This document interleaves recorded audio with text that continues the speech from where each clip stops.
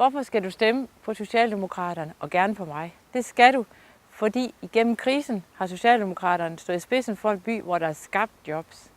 Vi har en by, hvor vi har 1250 færre borgere på kontanthjælp sat uden for fællesskaberne.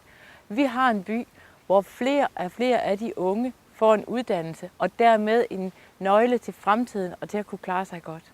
Men når vi har gjort det, så har vi gjort det samtidig med, at vi har holdt en skarp social profil.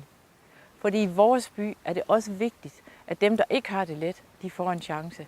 At de børn, hvis forældre ikke klarer forældrerollen, at vi støtter dem bedst muligt. En by, hvor vi siger, det kan godt være, at vejen til arbejdsmarkedet er lang, men vi bruger tid og penge på dig. En by, hvor vi siger, at det kan godt være, at du ikke kan læse i skolen, men vi giver vores bedste og lærer dig ting, så du kan komme ind på arbejdsmarkedet og få et job. Men også en by, hvor vi siger, at de socialt udsatte, de skal ikke gemmes væk i yderkanten af vores by. De hører til.